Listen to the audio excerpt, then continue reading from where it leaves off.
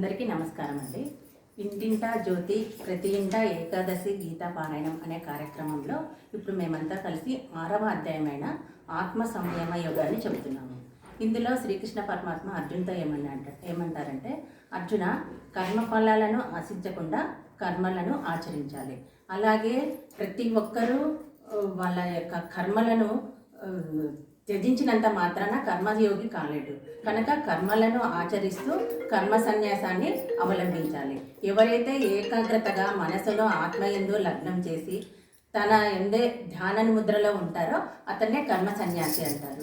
వేదాలను అభ్యసించిన వారు, తపస్సును ఆచరించే వాళ్ళు, యజ్ఞాలు చేసే వాళ్ళకంటే ధ్యానయోగి గొప్పవాడు. కనుక కర్మయోగాన్ని అవలంబించి నువ్వు యుద్ధాన్ని ప్రారంభించు అని ఇలా ఎన్నో రకాల విషయాలను శ్రీకృష్ణ పరమాత్మ అర్జునుడికి బోధిస్తూ ఈ అధ్యాయాన్ని ముగిస్తారు. దీనికి సంబంధించిన ఒక కథను నేను చెప్తాను. పూర్వము ఒక రాజ్యంలో జనశ్రుతుడు అనే ఒక రాజు ధర్మంగా రాజ్యాన్ని పరిపాలిస్తూ ఉండేవాడు. అతనికి ప్రజలకి ఎలాంటి కష్టము లేకుండా ధర్మ మార్గంలో రాజ్యాన్ని పరిపాలిస్తూ ఉండేవాడు. ఒకరోజు విశ్రాంతి తీసుకోవాలని ఒక ప్రదేశానికి వెళ్ళి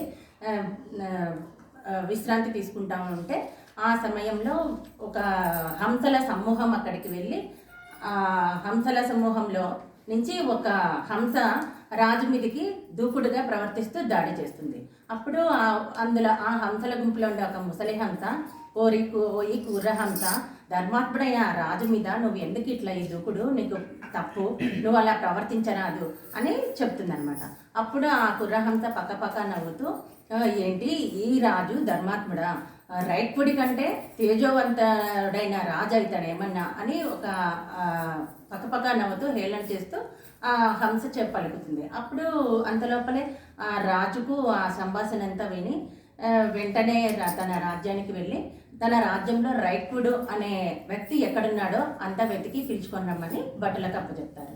ఆ భటులంతా రాజ్యం అంతా ఎంత గాలించినా కూడా ఆ రైట్వుడ్ అనే వ్యక్తి దొరకరు. అప్పుడు ఒక రాజభటుడు వచ్చి, రాజా, కాశ్మీర దేశంలోని మాణిక్యేశ్వర ఆలయం వద్ద రైట్వుడ్ అనే ఒక తేజోవంతుడైన ఒక వ్యక్తి ఉన్నాడని సమాచారం అందింది అని రాజుకు చెప్పగా, అప్పుడు ఆ రాజు వెంటనే కానుకలన్నింటినీ తీసుకొని తన భటులను వెంట పెట్టుకొని ఆ దేశానికి వెళ్తారు.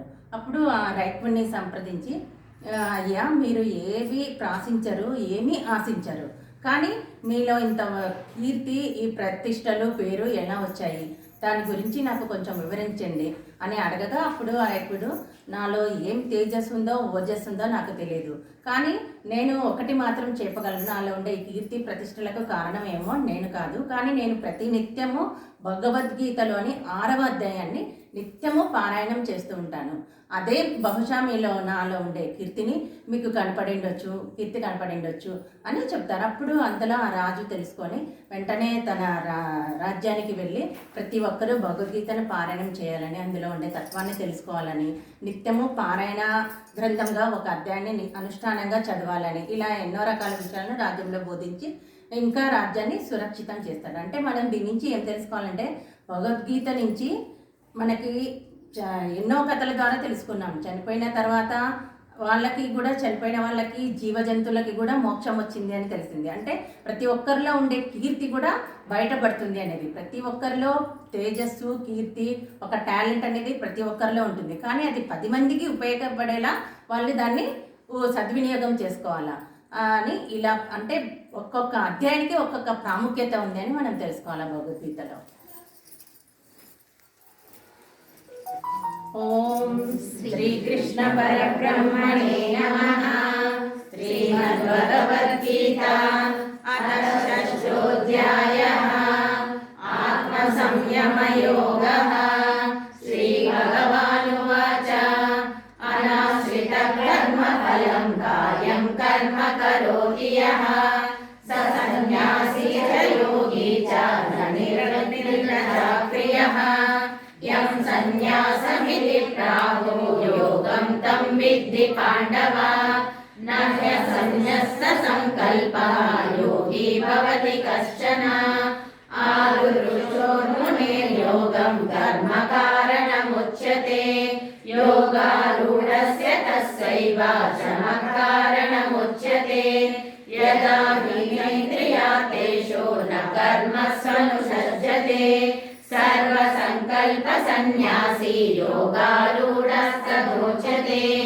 उद्धरेदात्मनात्मानं नात्मानमवसादयेत् आत्मैव ह्यात्मनो बन्धुः आत्मैव रिपुरात्मनः बन्धुरात्मात्मनस्तस्य येनात्मैवात्मना जितः अनात्मनस्तु शत्रुत्वे वर्तेतात्मैव शत्रुवत् जितात्मनः प्रशमस्तस्य परमात्मा समाहितः शीतोष्णसुखदुःखेषु तथा मानापमानयोः ज्ञानविज्ञानतृप्तात्मा कूटस्थो विजितेन्द्रियः युक्त इत्युच्यते योगी समलोष्टाश्मकाञ्चनः सुहृद्मित्रार्यासीना मध्यस्थद्वेषबन्धुषु साधुष्वपि च पापेषु समबुद्धिर्विशिष्यते। योगी युधिरसंगतं आत्मानं रहसि स्थितः एकाकीयतचित्तात्मा निराशेरपरिग्रहः शुचौ देशे प्रतिष्ठाप्य स्थिरमानसमात्मनः नात्युचेतं नातिनीचं जैराजिनपुरोत्तरम् तत्रैकाग्रं मनः कृत्वा यतचित्तेन्द्रियक्रियः उपविश्यासने युञ्जात् योगमात्मा विशुद्धये समं कायशिरोग्रीवं धारयन्नचलं स्थिरः सम्प्रेक्ष्य नासिकाग्रं स्वं विचर्चानवलोकयन् प्रशान्तात्मा विगतवीर्य ब्रह्मचारी व्रते स्थितः मनः संयम्य युक्तः मत्परः युञ्जन्नेवं सदात्मानं योगी नियतमानसः शान्तिं निर्वाणपरमां मत्संस्थामधिगच्छति नात्यश्रतस्तु योगोऽस्ति न चैकान्तमनश्नतः न चापि स्वप्नशीलस्य जाग्रतो नैव चार्जुन युक्ताहारविहारस्य युक्तचेष्टस्य कर्मसु युक्तस्वप्नावबोधस्य योगो भवति दुःखः यदा विनियतं चित्तम् आत्मन्येवावतिष्ठते निःस्पृहः सर्वकामेभ्यः युक्त इत्युच्यते तदा यदा दीपो निवातस्तव नेदते सोममास्मृता योगिनो यतचित्तस्य युञ्जतो योगमात्मनः यत्रो परमते चित्तं विरुद्धं योगसेवया यत्र चैवात्मनात्मानं पश्यन्नात्मनि तुष्यति सुखमात्यन्तिकं यत्तद्बुद्धिग्राह्यमतीन्द्रियं वेति यत्र न चैवायं विदर्शयति तत्त्वतः यं लब्ध्वा चापरं लाभं मन्यते नाधिकं ततः यस्मिन् स्थितो न दुःखेन गुरुणापि विचार्यते तं विद्या दुःखसंयोगान्नियोगं योगसंज्ञितम् स निश्चयेन योक्तव्यः योगो निर्विण्णचेतसा सङ्कल्पप्रभवान् कामान् त्यक्त्वा सर्वान् शेषतः मनसैवेन्द्रियग्रामं विनियम्य समन्ततः शनैः शनैरुपरमे युध्याधृतिगृहीतया आत्मसंस्थं मनः कृत्वा न किञ्चिदपि चिन्तयेत् यतो यतो निश्चरति मनश्चञ्चलमस्थिरं ततस्ततो नियम्येतत् आत्मन्येव वशं नयेत् प्रशान्तमनसं ह्येनं योगिनं सुखमुत्तमम् उपैति शान्तरजसं ब्रह्मभूतमकल्मषम् युञ्जन्नेवं सदात्मानं योगी विगतकल्मषः सुखेन ब्रह्म संस्पर्शम् अत्यन्तं सुखमश्नुते सर्वभूतस्थमात्मानं सर्वभूतानि चात्मनि ईक्षते योगयुक्तात्मा सर्वत्र समदर्शनः यो मां पश्यति सर्वत्र स सर्वं च मयि पश्यति तस्याहं न प्रणश्यामि स च मे न प्रणश्यति सर्वभूतस्थितं यो मां भजते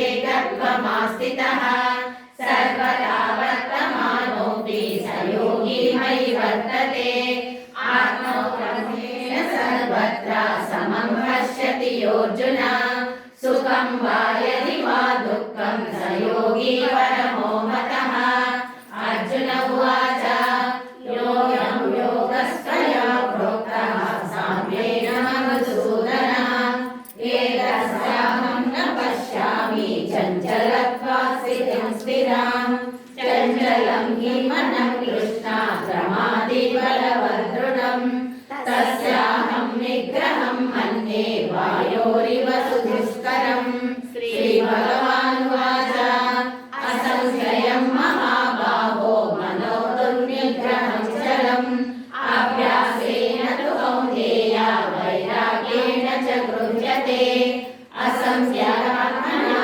योगः दुष्प्रापरिति मे मतिः वश्यात्मना तु यतः शक्यो वाप्तुमुपायतः अर्जुन उवाच अयति श्रद्धयोपेतः योगाच्चलितमानसः अप्राप्य योगसंसिद्धिं कां गतिं कृष्ण गच्छति कच्चिन्नो भयविभ्रष्टः छिन्नाभ्रमिव नश्यति अप्रतिष्ठो महाबाहो विमूढो ब्रह्मणपतिः एतन्मे संशयं कृष्ण चेतुमर्हस्य शेषतः त्वदन्यसंशयस्यास्य चेता नैवपद्यते श्रीभगवानुवाच पार्थ नैवेह नामुत्रा विनाशस्तस्य विद्यते न हि कल्याणकृत् कश्चित् दुर्गतिं तात गच्छति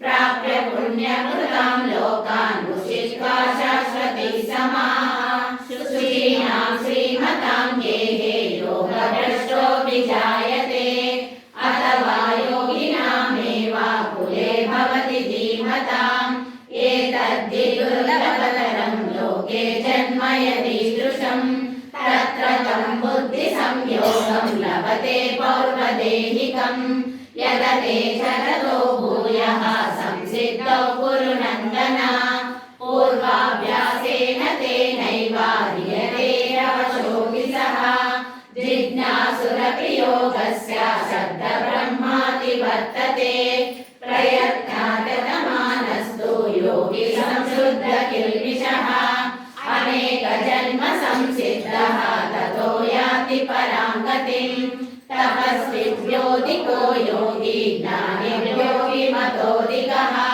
कर्मिभ्यश्चाधिको योगी तस्मात् योगी भवार्जुन योगिनामपि सर्वेषां मद्गतेनान्तरात्मना श्रद्धावान् भजते यो मां समे युक्ततमो मतः ॐ तत्सत् इति श्रीमद्भगवद्गीतासु उपनिषत्सु ब्रह्मविद्यायां योगशास्त्रे श्रीकृष्णार्जुनसंवादे आत्मसंयमयोगो नाम षष्ठोऽध्यायः हरिः ओम् श्रीकृष्णार्पणमस्तु।